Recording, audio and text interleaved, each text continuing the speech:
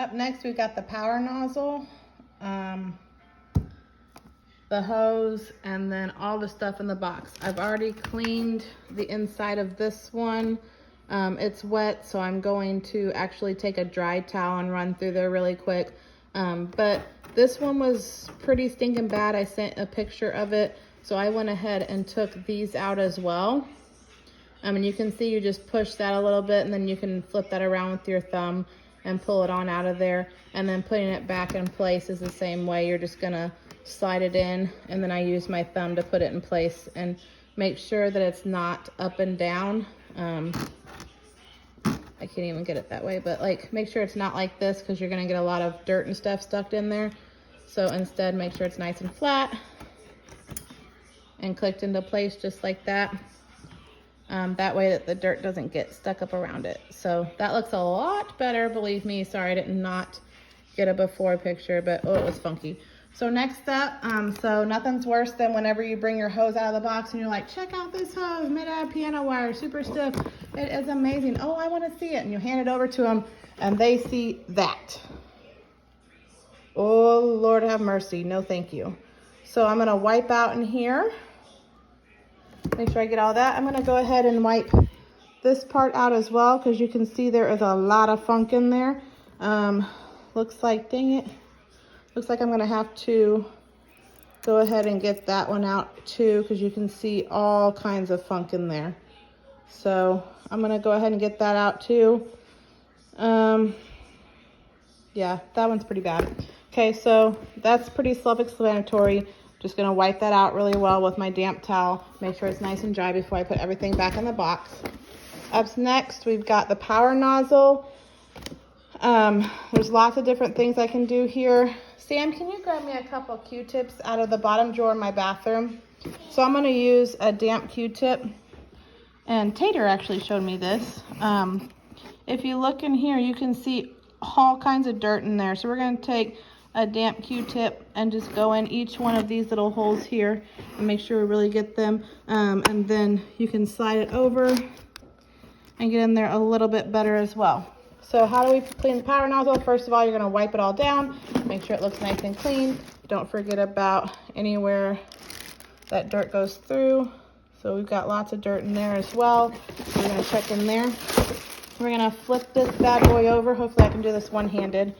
I mean, it's easy enough, right? Oh my, that's one house, okay? Look at that. How would you feel if somebody came into your house and like, check out this power nozzle, and you're like, we don't have red hair. That's a pretty obvious color there, so that's really something. Thank you, Sam. He's got me lots of Q-tips, so I appreciate him. All right, so I'm just gonna take this, and I pinched it. I'm gonna pull that straight out of there. Okay. Sometimes you'll notice that there's a bunch of stuff that gets trapped up in here. You want to get down in this little hole. Make sure you line that back up so it runs correctly, even down in here, okay? To take this off, we're gonna go ahead and flip this up. That's where your belt. Make sure that we're gonna wipe all of this out as well, because there is really some stuff down in there. So we're gonna get every last bit of that all out of there. And you'll hear me talk about like how we do this in the home. Like we do this in front of the customer, especially if they're like, oh, I don't know if I need the rainbow.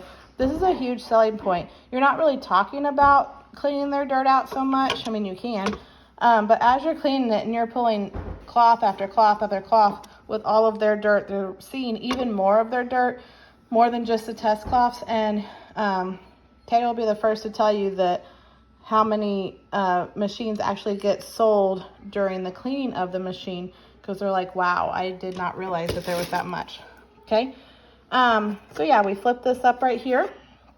There's two ways to get this out that I found. Ooh, look at that. Gross. First way, you can actually stick a flathead screwdriver right here, give it a little pop, it'll come right out of there. Yeah, I don't have one of those right now. So I'm actually gonna come more to the side over here, and I'm going to have to put the phone down. See if I can do that. Okay. I'm just gonna pull just a little bit over here on the side. I find that if I pull on the side, right here instead of right in the middle. It's a little bit easier for me to get leverage. So I'm gonna pull that up, go ahead and take that belt off there and slide that belt right off, okay? This makes it a lot easier. I can go ahead and stand this up and I can slide that hair right off of there. I know, it's disgusting. And then, but everybody deserves a clean, fresh, clean, brand new rainbow in their home. So we wanna make sure we're giving them the best. Go ahead and wipe your belt off. It won't take you but just a second. Look at all that was trapped up underneath of there. Funky, funky. We're gonna go ahead and wipe all of this out as well. Okay, and then extra little step, we're gonna pull this little rubber piece out just a little bit, not too hard, but just a little bit to really wipe down in there as well.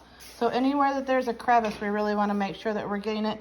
Even wiping out this little area down in here will not hurt anything. Whoop, there's a hair. Yep, there's another one.